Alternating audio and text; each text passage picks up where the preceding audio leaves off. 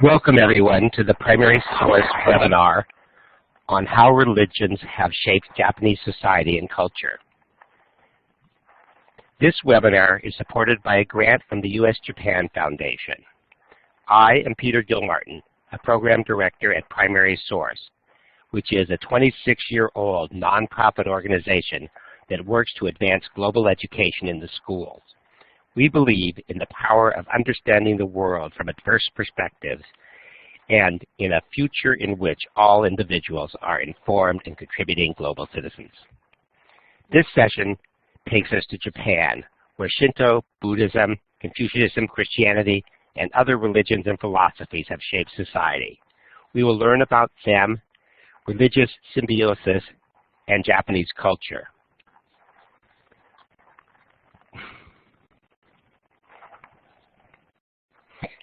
Our presenting scholar is Jim Kodera, professor of religion at Wellesley College and an ordained Episcopal priest. Jim is a friend of Primary Source who is always enthusiastic about sharing his knowledge with other educators. After Jim's presentation, Matthew Sudnik, a teacher at Central Catholic High School in Pittsburgh, will present lessons on Japanese temples and shrines. Now, without further ado, let me turn the controls over to Jim. Thank you, Jim.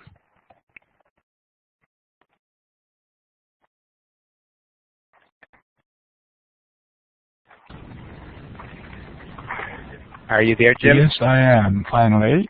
Okay, great. I'm very low-tech, if not no-tech, so it takes a while. But anyway, I'm here. Great. Shall I start? Yes, that would be Okay. wonderful. Thanks. What you see here now is just the title, so I'm going to advance to the next page. And I will try to squeeze everything in within 40 or 45 minutes as Peter suggested that I should. So here we go. At the very beginning, I'm going to go rather fast because this is the background part of the presentation. Where are we to situate Japan, geographically and historically? And I have two topics here. From the Chinese point of view, the very first time Japan appears in the Chinese chronicles, you know, Chinese considered written history to be of utmost importance. And the first time Japan was mentioned was as a country off the coast of China filled with pirates. I guess the pirates did their thing in the South China Sea, East China Sea. So that was the first time Japan was ever mentioned by the Chinese. And but that was centuries before. Japan had the written language, which was in the 6th century. So the Japanese did not start writing history down until the 6th century BCE. On the right side, as you see, Marco Polo, an Italian dreamer, traveler, romanticist, mentioned Japan in his travelogue when he reached on foot from Italy to China. And while in China, he heard of Japan as the country where roads were paved with gold, houses were made of gold. And of course, Marco Polo wanted to go there, but it was too far away. So Japan was first mentioned by 13th century Italian in Western history. Japan was Chinese word for Japan, urban, was mispronounced by Marco Polo as Japan. That's how Japan came to be. Urban, meaning the land of the rising sun. Japan in relation to the rest of Asia, I'm going to be very, very quick here. Japan is best understood as the easternmost marketplace on the Silk Road. Silk Road that connected the East and the West, 3rd century BCE, until the 8th century when the Muslims took over the middle part of the Silk Road. So during the Tang Dynasty period in Chinese history, 6th century, 5th century, two largest cities on the Silk Road. One was Baghdad, and the other one was Chang'an, the capital city of Tang Dynasty China, which is today's Xi'an. So all the exotic things that the Chinese acquired from farther west, from India, from Persia, from Greece, Rome, and Northern Africa, were brought to Japan, and best preserved museum where we can find things that came from the west eastward found in Nara, Japan, the first capital of Japan. Things that went in the opposite direction from the east to the west included jade, silk, porcelain, and contrabands were always involved. Japan as a recipient of the cultures of the Asian continent, that's on the right side. When we consider that Japan is on the eastern end of the Silk Road, we can understand everything came from the Silk Road to Japan, the easternmost terminus. What does, quote, religion mean, unquote, to the Japanese? They use Chinese characters, two of them, pronounced Shukyo in Japanese, Tsonjiao in Chinese. The second character means teaching. You will see that character appearing later on more than once. And the first character is very, very important. First character means ancestors. Teaching of the ancestors is what the Chinese and the Japanese mean by religion. It stands in sharp contrast with other well-known terms translated into English as a religion. For example, the Latin word meaning that which binds. You know, religion is an instrument that binds people, creates community. The Sanskrit equivalent of religion, Atmavidya, means shedding light upon oneself. That's what they mean by religion. But in China and Japan, and Korea as well, religion means a teaching of the ancestors. So new religions, contemporary religions, from that perspective, is not religion. On the right side, Japanese religions. I want to discuss two different degrees, Shinto, Buddhism, Confucianism, Christianity, and so-called new religions. Let us start with Shinto, which means the way of the sacred, the way of the kami. Kami is translated erroneously as God or divine, but kami just means sacred. Anything that is mysterious, that is new, that is dangerous, like waterfalls, enormous trees, they're all called kamis. So Shinto means the way of the kamis. They call it the earliest religion of Japan in the sense that this was the religion that existed before Buddhism came to Japan in the 6th century, but the word Shinto did not exist until Buddhism came for the sake of contrast. I want to call your attention to the Nobel lecture given by the first Nobel laureate in literature, who was Japanese, and his Nobel lecture was called Japan the Beautiful and Myself. Beauty of Japan was the source of his inspiration as a novelist, and I think he was absolutely right. Beauty is a very important ingredient of what Shinto means sacred, or sacred nature. So the kami, or the sacred, the mysterious, and all the rest has to do with the agrarian cycle, nature. The early 20th century German historian of religion, Rudolf Otto, wrote a book called Das Heilige, translated into English as The Idea of the Holy, and he defined the most primordial human experience with religion, or the most primordial religious experience, as mysterium tremendum et fascinans, Latin, meaning that which is mysterious, tremendous, and fascinating. And I think Shinto fits beautifully into that understanding.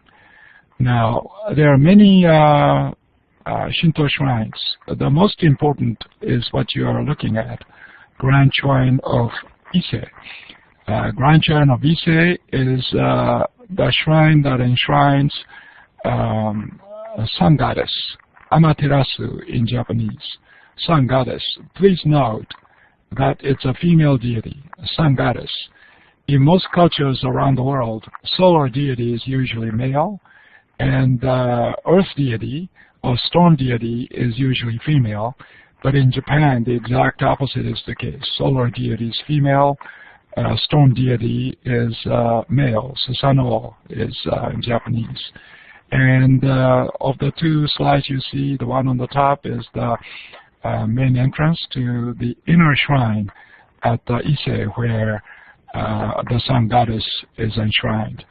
Utter silence is kept, and you might be able to see beyond the torii, the gateway, white cloth hanging that's semi-transparent. You see what's inside only vaguely. It doesn't block completely. It's not transparent, somewhere in between. That is their way of accentuating the sense of the mystery and sense of wonder. Now, the lower slide, you see two plots. They rebuild the entire Grand Shrine of Ise every 20 years, because from the Shinto point of view, it is through constant renewal that the ancient legacy, ancient tradition, the kami of ancient origin can be kept alive. So the plot on the right side with only a tiny building at the center, they are reserving this for reconstruction 20 years after the one on the left. The one on the left was completed only 3 or 4 years ago. So that's Grand Shrine of Ise. Let me take you to other shrines. Meiji Shrine in Tokyo. This was built in the late 19th century, late 19th century, in order to enshrine the Meiji Emperor, who reigned from 1868 until 1912. That's when he died. And I chose this particular slide because of the snow. Snow, because it is fresh, cold, white. It does not stay very long. That also accentuates not just what they mean by kami, but how they experience a kami. On the right side, that's a Kasuga Shrine in Nara. This was done in the Chinese style, vermilion red, symbolizing the sun. So the Kasuga Shrine, the god body, as they call it, is the Fujiwara clan, who ruled much like the Medici's ruled Italy for centuries. Now, this is one of my favorite Shinto shrines, just outside of Hiroshima, Shinto shrine at Miyajima. And this is a floating shrine. You can almost see the bottom of the sea at the time of low tide. But as the tide rises, this torii gate, or the torii gate is in the water. On the right side, in front of the torii gate, you see deer. In the Shinto tradition, deer is the representation of the kami. Kami travels with riding the deer. Deer becomes very important in Buddhism later on, because the historical Buddha of India gave his first sermon in the deer park, which is along the Ganges. But deer in Shinto has a very different significance. On the left is the same shrine outside of Hiroshima. This bridge connects the sacred space with the profane space. Sacred space is where the Shinto shrine is. The profane space is on the other side of the bridge. That's where you see inns, shops, restaurants, and others. On the right side, I took Wellesley students, 10 of them, to Japan for a 3-week period. And one of their favorite places was the Shinto shrine in Miyajima.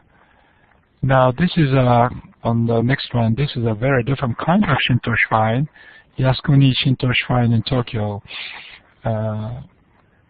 This was built by the Meiji Emperor, who reigned from 1868 to 1912. He built this shrine. He was not a carpenter, but he ordered the construction of the Shinto shrine in order to remember as kamis those who had fought for and died for the emperors during Japanese history, especially since the 17th century. The right side, a slide shows the chrysanthemum imperial seal on the door, 16 petals, that signals the imperial authority. And Yasukuni Shrine, after Japan's defeat in 1945 to the Allied forces, continued to enshrine Japanese soldiers who had fought for the Emperor of Japan. And I must tell you that so-called Class A war criminals, according to the Tokyo trial, which was Japan's equivalent of the Nuremberg trial in Germany, they are enshrined in this place. This is exactly why Yasukuni Shrine has become so controversial in Korea, China, and other places where Japanese military committed incredible atrocities, starting with 1895, the end of Sino-Japanese War, in which Japan was victorious within a year. So on the right side you see torpedoes and others exhibited in the museum. On the lighter side of things, Japanese food and drink may be a very good way to experience Shinto, more than just understand Shinto, but experience Shinto. On the right side you see sashimi. Look for red, white, and green. These are the three most important colors in Shinto. Red designating the sun, white pointing to the sea. You may not think of the sea as white, but they think of the ocean as white. Green, that's mountainous areas of Japan. More than 80% of the Japanese archipelago are covered with forestation. So red, white, and green. Red, tuna. White, rice. Green, wasabi. On the right side, sake. Sake was originally made to be given to the kamis. Sake has to be freshly made, freshly brewed. The best way to consume sake is in a white porcelain, as you see on the left, with green something floating there. And even better is to drink it in this vessel called masu, made of hinoki, which is a Japanese cypress. Hinoki in Japanese means the tree of fire, tree of the sun. Now these are the last slides I'm going to show you on Shinto. Meiji Shrine. We told you about Meiji Shrine earlier. A shrine that was built to commemorate the Meiji Emperor. Here's a student at Wellesley College with wearing a pink wig, standing in front of countless barrels of sake. They're all donated to the kami of the Meiji Shrine. On the right side is sumo wrestler. Sumo wrestling in the 16th century was dedicated to the kamis of war. And here you see a picture of the grand champion of sumo today, Hakuho. He's from Mongolia, but he's the strongest, the most enduring, and one of the most beloved of the sumo wrestlers. Notice around his stomach is a white rope, and then white papers hanging, 5 of them, just like as you would see in Shinto shrines. So, on the other side of Shinto, we see Shinto deeply involved in nationalism of Japan, imperialism, racism, elitism, and militarism. So the questions I pose at the end is, how true is the claim that Shinto is the ancient, unadulterated, indigenous religion of Japan? Some people, not a lot, but some people, including myself, would like to argue that Shinto was not indigenous Japanese religion. It was the first foreign religion to come from the Korean Peninsula. But that's a highly debatable point, but I think there are some very good reasons. When Buddhism came to Japan, the tradition already in existence in Japan stood in contrast to the foreign religion. That's when and why that religion, animistic religion that venerated the sanctity of nature, came to be known as Shinto. Now, the second major tradition is Buddhism in Japan. Buddhism is not East Asian in origin, it's South Asian in origin, Indian origin. The historical Buddha lived in India in the 6th century BCE. He was of the Kshatriya caste, that's a warrior caste, who renounced the world and found a solution to the greatest problems of life, which was suffering. And the solution that he found, which he offered for the alleviation of suffering, was through meditation. So meditation is the way to dissolve or blow away. Think of a candle, a lit candle, and the way to blow away the flame of the candle by blowing it out. And the way to do it is through meditation. Japanese found in Buddhism, when it came in the middle of the 6th century, something that Shinto had never been able to deal with. That is the problem of suffering, problem of human mortality, problem of possessive desire, attachment, anger, jealousy. These are the issues that Buddhism helped the Japanese deal with, which Shinto had never done. And also Buddhism made it possible for the Japanese for the first time to grieve for the dead. Shinto, because of its preference for new, they never dealt with the dead bodies. They just put them at a distance, and that's all they did. But Buddhism made it possible for the Japanese to grieve at the time of death.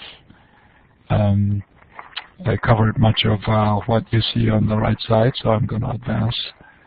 Now, Todaiji Temple on the left side, it's in Nara.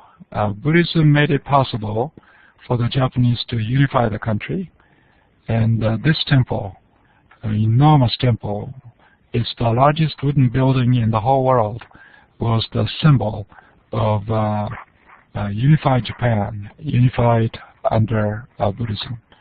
What you see on the right side is the Buddha, Mahavairochana Buddha, cosmic Buddha, you might say, loosely translating the Sanskrit word. And if you notice here, the right hand is held up, the left hand is facing up, is on his knee, and the right hand shows fear not, and the hands are so big that half a dozen adults can sit on the palm of his left hand. That's how enormous it is. This building is not the original one. It was burnt down several times, but the original one was even bigger than this. Now, Horyuji and Prince Shotoku. Prince Shotoku was regent for Empress Asiko, who I would argue, as many Japanese scholars do too, it was of Korean heritage, Silla Kingdom. That's a southeastern kingdom in the Korean Peninsula. He was born in Japan. He was born in a manger A lot of people would like to exercise rich imagination based on that. But he built this Buddhist temple, which is the oldest Buddhist temple then, while Todaiji, the last one you saw, was the symbol of centralized Japanese government, political significance. But this Horyuji temple was a center of Buddhist studies. And on the right side you see Maitreya Buddha, Miroku Bosatsu in Japanese. That's future Buddha. Iconographically, Maitreya Buddha is a female, and this posture indicates that she is thinking of the best way to save all sentient beings in the end. Sentient beings, all beings with feelings, not just human beings. I'm gonna go here fast. Kyoto, two of the most famous Buddhist temples in Kyoto. Kyoto, the city of Kyoto alone has about 1,800 Buddhist temples and shrines. These are two among the most celebrated. One on the left is Ryoanji Temple. Monks sit by the garden to meditate. And this dry landscape gardening, rocks, moss, and pebbles designate the whole universe. On the right side is belongs to a different kind of Buddhism, Pure Land Buddhism. This edifice that was reconstructed in the 1960s is represents the Pure Land. Pure Land understood as the land without suffering. It's considered to be in the western direction. Third major tradition is Confucianism. Confucianism is the teaching of the educated elite. The first Chinese character means the educated elite. Second Chinese character means teaching. So teaching of the educated elite. That's what Confucianism is. Confucianism was first introduced to Japan with Buddhism in the 6th century. But it never took off because the Japanese were more interested in Buddhism as an instrument of uniting the country with Buddhism at the center. So Buddhism was reintroduced. Neo-Confucianism was reintroduced in the 16th century during the feudal period. And starting in the 16th century, until the end of the feudal period, 1868, Japan was predominantly a Neo-Confucian state. What are some of the most important teachings, especially the teachings that positively impacted Japan? First and foremost, the most important responsibility of the government and the ruler is benevolence, human-heartedness. Not brute military force, but benevolence. Confucius of China, who was a contemporary of the Buddha in the 6th century BCE, he said that filial piety is the root of all virtues. Filial piety, we know that word. We think of filial piety as children's love of parents. For Confucius, children will never come to love their parents unless the parents love the children first.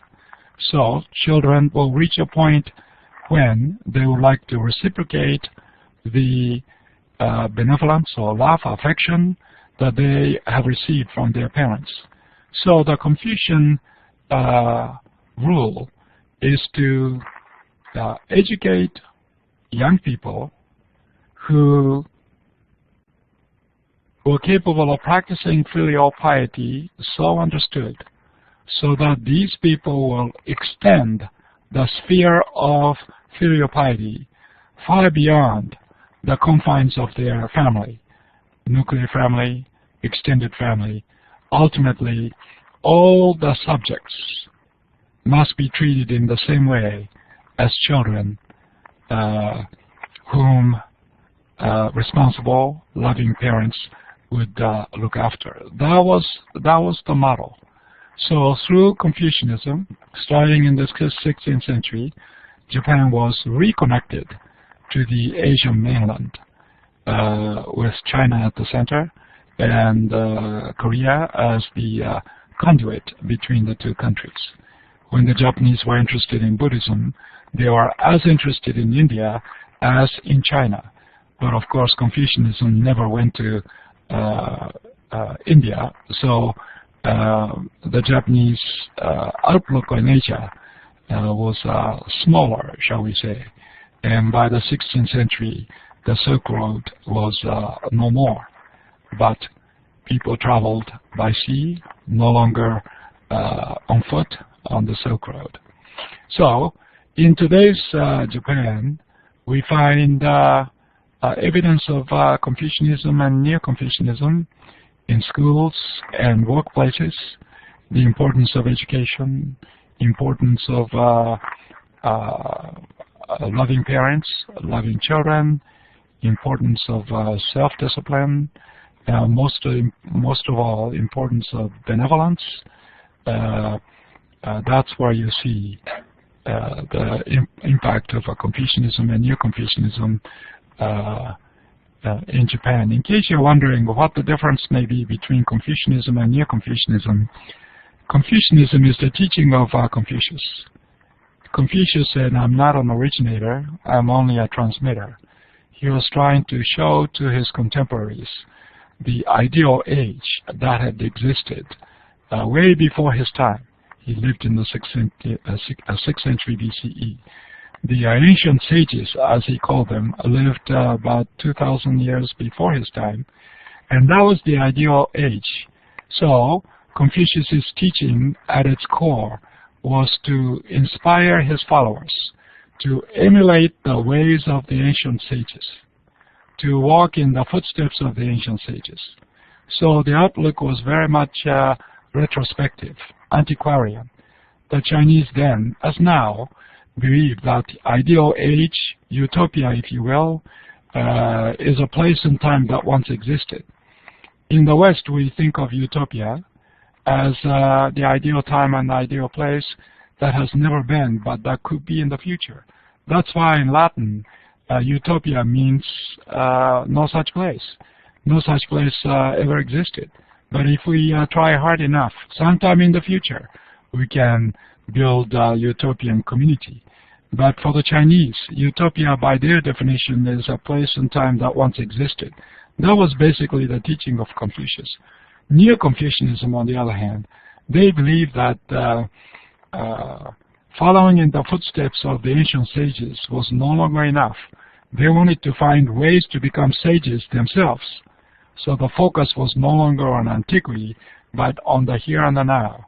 And this is something you might find interesting.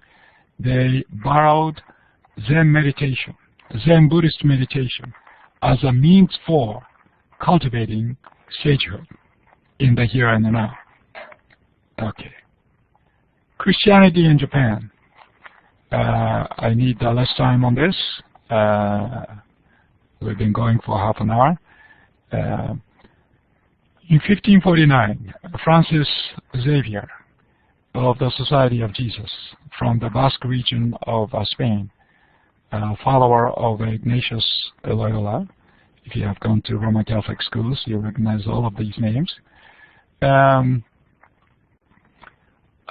He arrived in Japan in 1549, bearing the Gospel of Christ.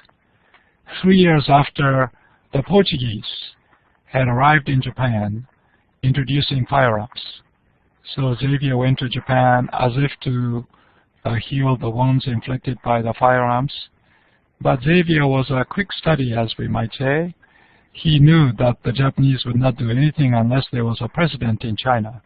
So he packed up and shipped out to China with a grandiose plan to convert the Chinese from the emperor on down. That never happened. Xavier was, in fact, never allowed to step on the Chinese soil. But he went to Macau, which was already a Portuguese colony. So he went there. So after Francis Xavier left Japan for China, he stayed in Japan for less than 1 year. More Jesuits and other Roman Catholic missionaries came.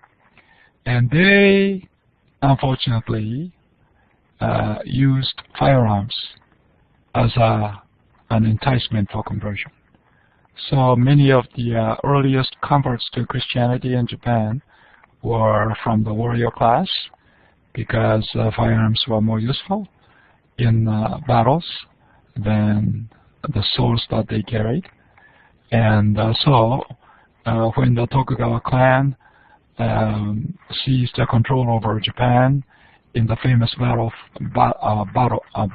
fought in 1600, the Tokugawa clan banned Christianity. And by the 1630s or so, they said that no vestige of Christianity was left in Japan. Missionaries have been deported, converts were tortured, and they were urged to recant, but some people went into hiding. They came out when the ban against Christianity was lifted finally in 1873. On the one hand, in today's Japan, at least 10% of the children from kindergartens to universities, they are educated at institutions founded by Christians or missionaries, but the number of Christians in Japan still today is less than half of 1%. Christianity, however, small the converts, helped founding schools, as we said, and also Christians, however small the number, they were the first ones to liberate Japan's untouchables, called Buraku people, in the late 19th century. Today, Christianity, unfortunately, has degenerated into what I would call fashion. On the left, you see Xavier.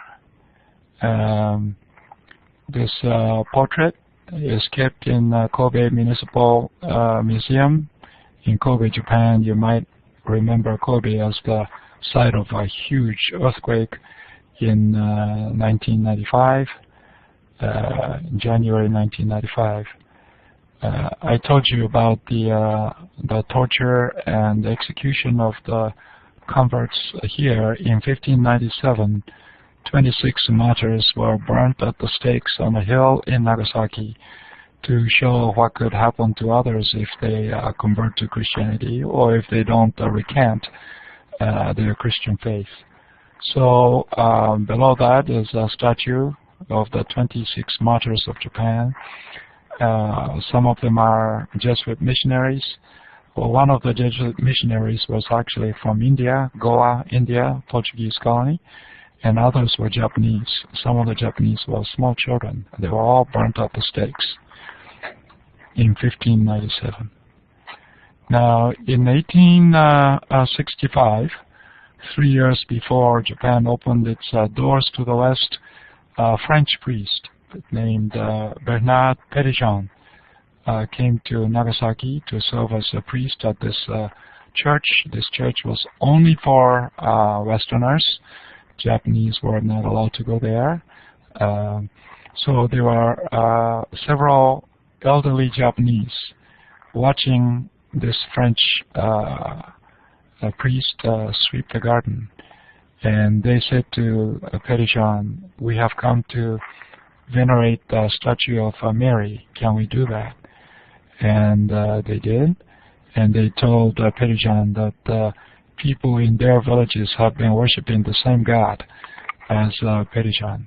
So this is how Pétion discovered, as he had hoped when he was studying a foreign nation in Paris, that he might, if he went to Japan, find descendants of the late 16th century and early 17th century Christian converts.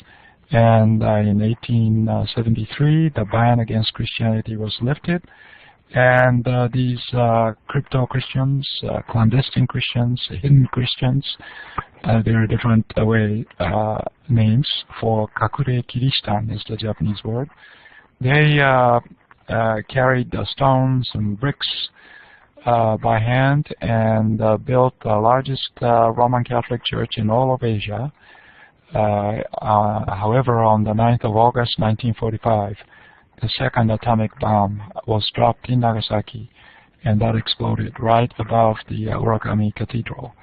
So you see the picture of the cathedral right after the bomb, and in the upper left corner, the small one. That's how the rebuilt Urakami Cathedral looks today in Japan. Second atomic bomb, as we usually say, but that was actually a hydrogen bomb, much more powerful. By the way, Hiroshima was the original target. That's why until August 6, Hiroshima was never bombed, because the US government wanted to save Hiroshima as the place to drop the first atomic bomb, the ultimate bomb. Hiroshima is very flat. Much of Hiroshima is a landfill area. So they knew that Hiroshima would be a great place to drop the bomb in order to gauge the full impact of the war. The second bomb was intended for the city of Kodera, which had the largest steel mill in Japan, which was, of course, very important for the war industry. But it was cloudy that day, so they quickly had to change the target, and they chose Nagasaki. Nagasaki is remembered as the city of prayer. You might think it should be remembered as the city of anger because it wasn't the original target, but it's remembered as the city of prayer, while Hiroshima is remembered as the city of anger. The reason for that deals with my current research in Nagasaki. Now here's the Urakami Cathedral today, the rebuilt version you see upper left, and some of the statues from the original were saved, and they adorn the front part of Urakami Cathedral. On the right is people carrying torches that commemorates the 70th anniversary of the devastation of Nagasaki at Urakami Cathedral, which was done in 2015, just last year. In Nagasaki, this is a peace park. In Hiroshima too, there's a pond, as in Nagasaki, because most of the people, just before they died, they said, give me water, give me water. So a water fountain. You say, here's the water you asked for. On the right side is a statue in the center of the peace park in Nagasaki. This figure points to the heaven. And then the left hand points to the epicenter of the bomb, which is just down the hill. Now, lastly, the so-called new religions. I'm putting new religions in quotes, so-called new religions. From the Japanese point of view, religion means teaching of the ancestors. So anything new is technically not a religion. Maybe that's one of the reasons why we are calling this new religions. I'm just giving you a glimpse of two of the new religions. First one is Tenrikyo. This is the earliest of the new religions. It's Shinto based. On the right side, headquarters of Rishoko Sekai, based upon Buddhism, especially Nichiren Buddhism of the 13th century. Both of them have become international movements. Tenrikyo is practiced mostly among the Japanese who live outside of Japan, like those in US, Canada, Brazil, Colombia, Peru, in the Americas. Rishoko Sekai, just like Soka Gakkai or Nichiren Shoshu, you may have heard about that, has appealed to Americans of different races and ethnicities, and especially among African Americans. This Buddhist-based new religion has become quite popular among the well-known public figures who converted to that new Buddhist movement is Herbie Hancock, the musician. Tina Turner is another American convert, both of them African Americans. That concludes my presentation. Thank you very much, Jim. And now I think we're going to move on and let Matthew talk a little bit about how he teaches about Japanese religion, and then we'll have time for questions. So Matthew, are you there? I am. Thank you, Peter, and thank you, Dr. Kodera, for your presentation. Jim, very honored. I'm very honored to share this webinar with you in the study of Japanese philosophy and religion. The resources that I'm sharing briefly with you this evening came out of, first of all, some travel I had done in Japan in the summer of 2012, thanks to a study tour organized by the 5 Colleges Center for East Asian Studies on a grant from the Freeman Foundation. And subsequently, after that trip, another webinar that was organized around the more narrow topic of syncretism in Japanese religion. I mean, in short, are Shinto and Buddhism a part of one religious tradition that is proper to Japan and unique, and in a sense, it's a kind of, by saying it's syncretic, that it's a kind of melded together religion. And the subject of that webinar, and something that I think Dr. Kodera pointed out this evening, is that, in fact, these are distinct religious traditions with their own set of practices and beliefs and sacred spaces, as we're going to see shortly. And the purpose of my activity that I want to take you through of distinguishing between shrines and temples, something that, by the way, you could use in high school human geography or world history, but also, for that matter, in elementary school world cultures, is to simply help students to understand the difference between shrines and temples, be able to tell them apart, to identify various structures that are proper to shrines and temples. And then at the end, I'll mention some references to Japanese religion in a classic literary text, that is the Tale of Genji. Also, it's important that our students come to appreciate the complexity of Japanese religion and appreciate the uniqueness of Buddhism and Shinto.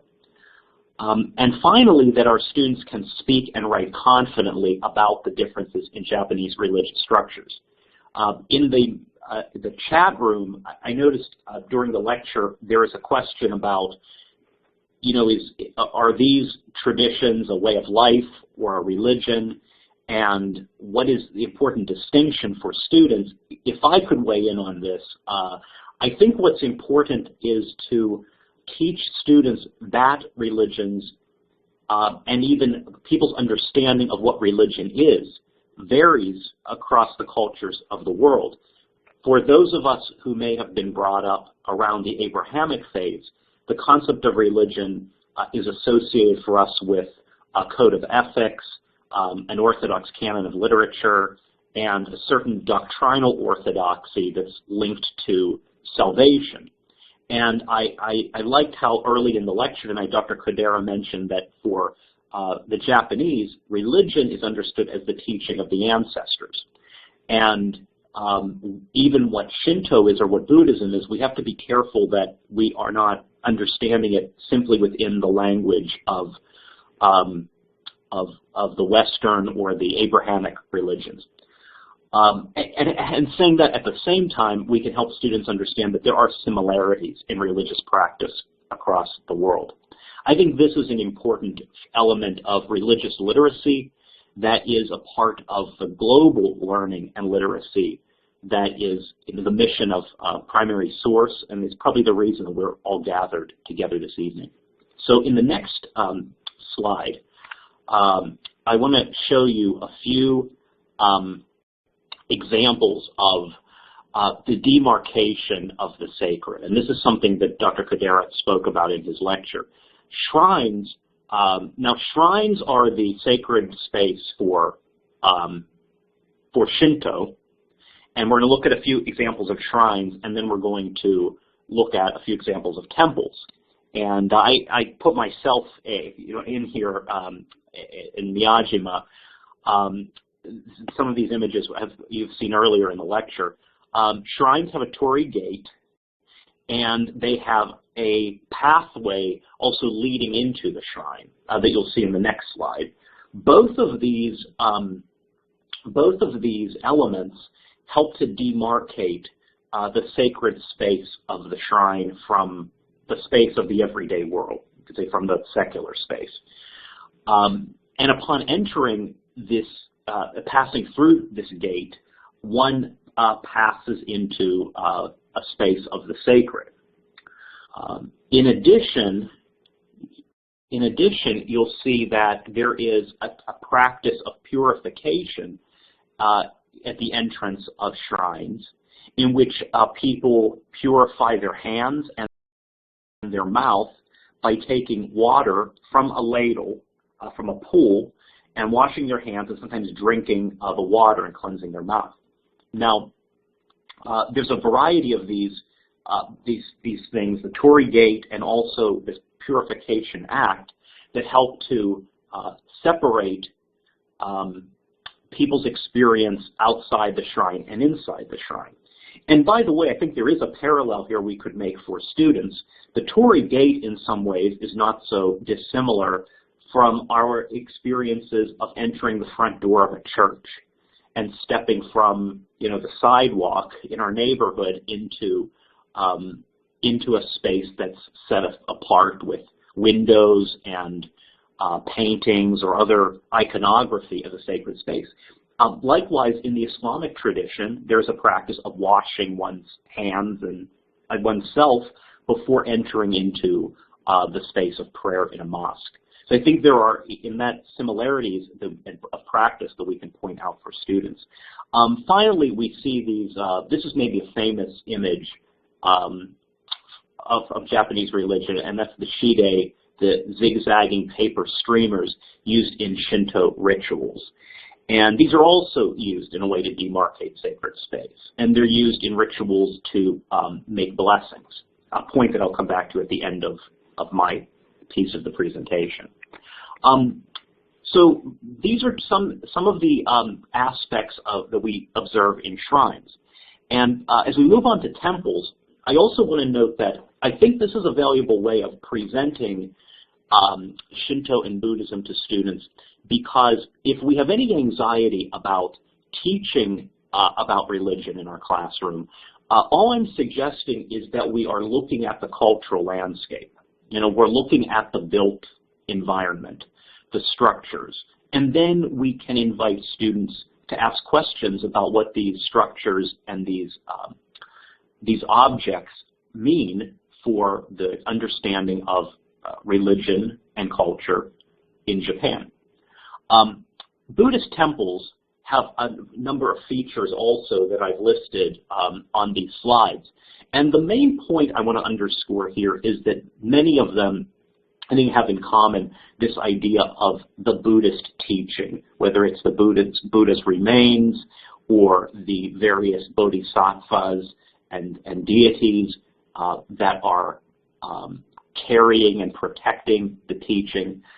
Again, if we understand in Japan religion as the teaching of the ancestors, then whether it's here in the Buddhist pagoda or in the next couple slides, the various statuary that we find around temples.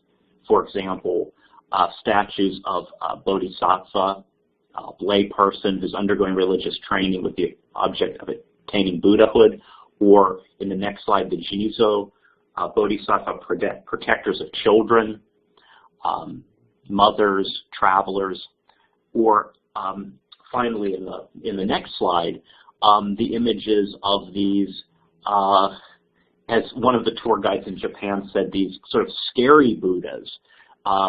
That's to say, these scary images that are meant to protect the temple and to protect the Dharma, the teaching held within it. The various statues that we see all reinforce the importance of the Buddhist teaching, and as well as, frankly, the structures itself of the lecture hall where the Buddhist scriptures are read, or where these statues and other images are kept. Okay. And finally, as I wrap up my portion of this presentation, I want to note that I think it's important to understand Japanese religion, and then frankly all religion for that matter, as wrapped up in people's way of life and in the major events of the life cycle. In this slide, we see stones, memorial stones, that are located at the Peace Memorial Park in Hiroshima. And Dr. Kodera pointed out earlier in his lecture that Buddhism allowed or made possible, he says, for the Japanese to provide for the dead. And that Buddhism became the religious tradition in which people commemorated and dealt with death. And likewise, or in contrast, Shinto is the religious tradition in which people celebrate and ritualize events of life. For example, weddings, which can be frequently viewed if one is visiting a Shinto shrine, the celebration of the first 100 days of a child's life, and various blessings. For example, in this photograph, I have, if you can see in the very middle, that's a Toyota van that someone drove up to the shrine to have it blessed by the Shinto priest.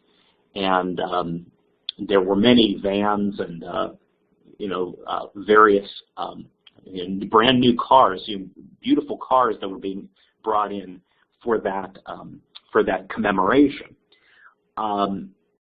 If we would like to see where we find this in the ancient literature, or another way of engaging especially older students, in the curriculum unit that I wrote for the Five Colleges Center, I pulled out some excerpts from the Tale of Genji, in which, specifically in this scene in which Genji's wife is giving birth, and it says in this passage that the priestess was to have gone to the palace, but various difficulties had prevented her from doing so, and she was to move in the 9th month directly to the shrine, and then preparations for the second purification had to go forward. And in reading this, the students are seeing these key terms that they associate with shrines, with the celebration of birth, the purification. And then in the next passage, it says that Genji was led to the curtain that stood near where his wife lay. She was clearly dying, and her parents withdrew a little, and the priest began chanting the Lotus Sutra. They lowered their voices.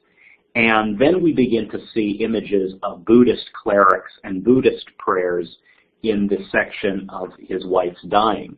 And we can see even in this ancient piece of literature that Buddhism and Shinto are both functioning in the life and in the religious experience of the Japanese people. They're working within the life cycle in combination. And I think to understand them, the question is to say, well, what moments of life are these traditions being engaged in, and how does religion help to both preserve the wisdom of the ancestors and also make sense of various important moments in people's everyday, and in many ways the ordinariness of our everyday lives. So thank you for your attention this evening. Thank you, Matthew. One of the questions that came in from Meg had to do with how both you, Matthew, and Jim seek to make religion seem relevant to your students. So I would love to hear you both kind of address that challenge, if you could. Mm-hmm. Which one shall we start with? This is Jim back. Okay, Jim, you're on. Yeah. Which question shall we? Well, how do you make this this religion seem, or how do you make religion seem like it's a relevant topic for your students? Yeah. Well, first and foremost, I would say that our religion is to be experienced before it is to be understood. And when religion is experienced, it is best done communally, rather than solitary individual experience, but communal experience, a sharing of the sacred, sharing of the awakened or the enlightened. That's the first thing I would say. Matthew called our attention to a question from one of the listeners, religion, philosophy, or way of life. That's a question often posed to me. I try to define religion primarily in the Chinese way, which is teaching of the ancestors, which applies to Confucianism, but it doesn't apply as well to Shinto and Buddhism. And philosophy is really, if we go back to its Greek origin, philosophia, that's a love of knowledge. I don't think any of the religions of Japan primarily offer knowledge for us to love. Maybe Confucianism comes a little close to it, but Shinto and Buddhism I don't think are interested in offering love of knowledge per se. And lifestyle, a way of life. In my opinion, pardon the rather harsh response, but I think that's a cop-out. Anything and everything can be a way of life. You know, politics, baseball, vegetarianism, they can all be a way of life. So I would not expand the sphere so broadly as to go in that direction. Anything and everything can be a way of life. About the syncretism which Matthew talked about, I thought his use of the tale of Genji was quite ingenious and insightful, and I want to commend Matthew for that. The term that I would use is division of labor. In Japanese life, there has been a division of labor, a division of responsibility. When a new child is born, when young people get married, it's Shinto. Shinto does a wonderful job celebrating the goodness of life, the newness of life, the promise of life. Buddhism, on the other hand, is much better suited when it comes to the darker side of life, despair, pain, suffering, moments before death. Buddhism does a wonderful job dealing with that. But I would also hasten to add that constitutional division between Buddhism and Shinto was made in the early 1600s. The reason is as follows. In the 16th century, during the 1500s, during the Warring States period, two of the biggest issues which the feudal government after 1600, beginning of the 17th century, had to deal with. One was the Pure Land Buddhist clergy, who had organized peasant uprisings. They set fire on the castles and on the rich people's homes in order to release food, especially rice, so that they can be shared by the peasants and others.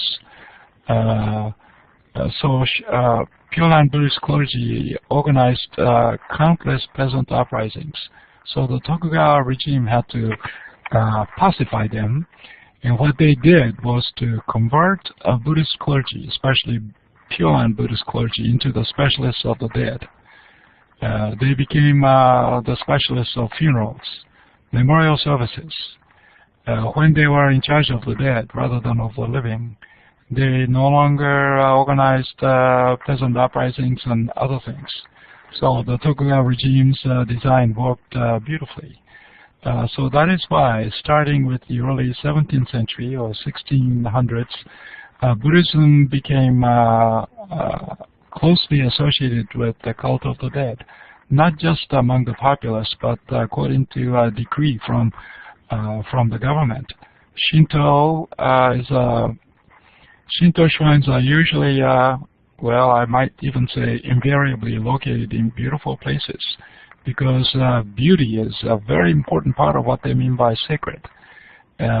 Beauty is not an issue in Buddhism at all. It's pain and grief and despair and corrosive impact which jealousy and anger and envy have.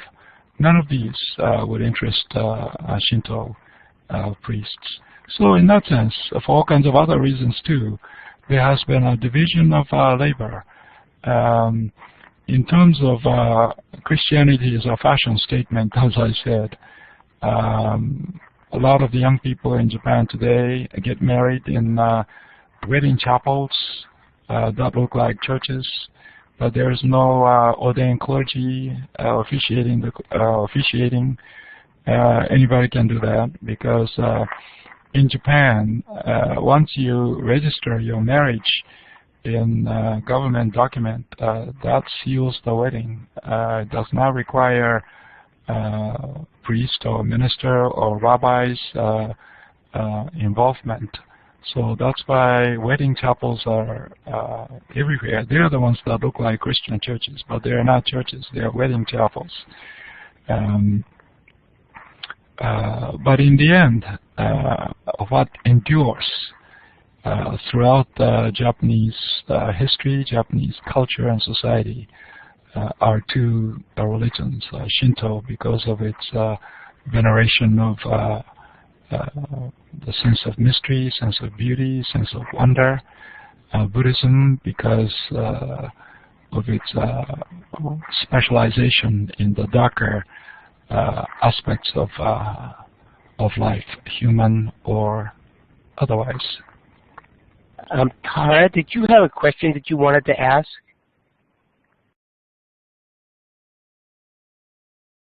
I'm not sure. Yeah, I see that. Yeah.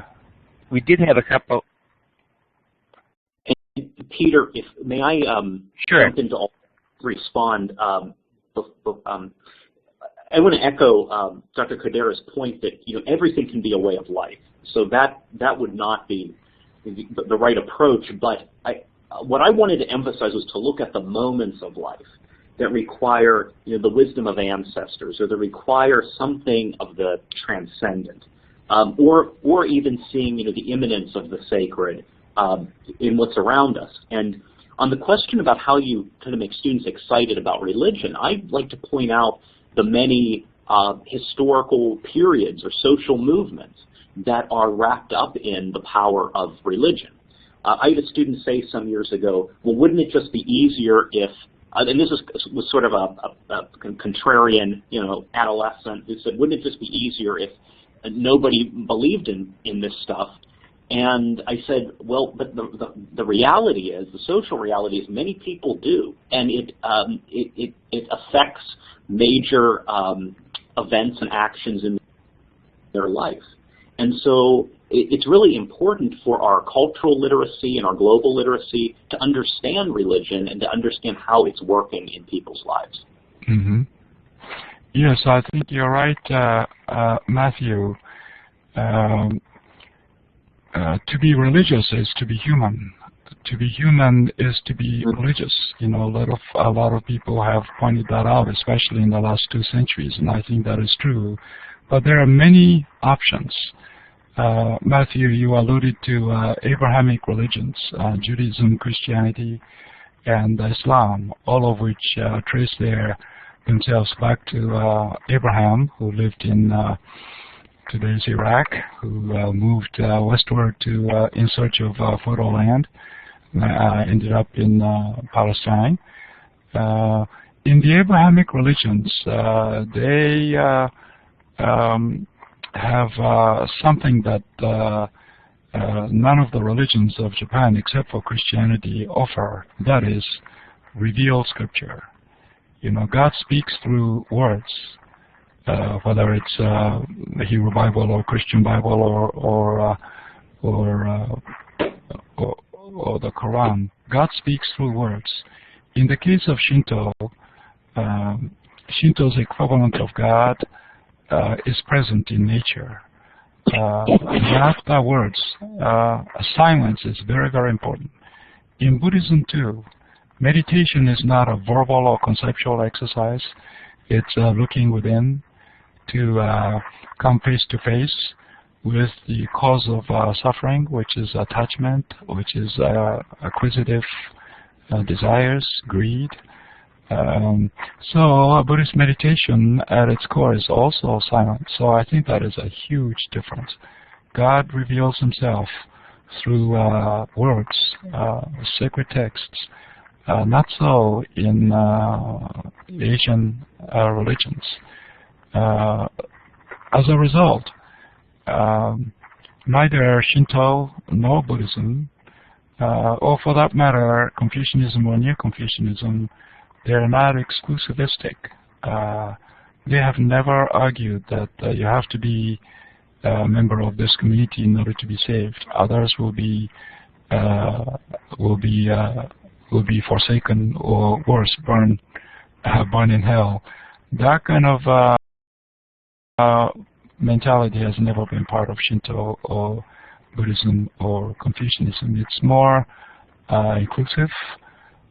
Some people may consider that to be a weakness, but I consider that to be a strength. As Peter said as part of his introduction, I'm an Episcopal priest. I was born in a Christian home, raised as a Christian, and so throughout my life I have struggled with the exclusivity, urgency that I find coming from the Christian tradition, in contrast to the open-mindedness, the deference for silence, contemplation, and there's no reason why we cannot embrace both. We have maybe a couple minutes left, and one question that came up, there were a couple that came up, but one was, you mentioned, Jim, that there's kind of some fashion in being religious in Japan now, but the question was whether there's also any interest in religion coming out of some of the problems and alienation and unhappiness in Japanese society these days. Yes, that's where the new religions become very powerful. A lot of people turn to new religions in search of comfort and solace, a sense of belonging, sense of forgiveness. New religions do a very, very good job. You know, there are more religions in Japan than anywhere else in the world, even more so than Southern California. That's my sarcastic comment, but religions have to be registered with the Ministry of Education. That's a rather peculiar phenomenon unique to Japan. There are more religions in Japan than anywhere else in the whole world. And when you combine the membership figures claimed by these religions, they turn out to be at least 10 times the known population of Japan. So figures are quite exaggerated. But new religions of Japan are the ones who reach out for those in need, and there's no question about that. One other really brief question was about, you indicated that you felt that the origin of Shinto was in Korea. So what existed in Japan before Shinto in terms of religion?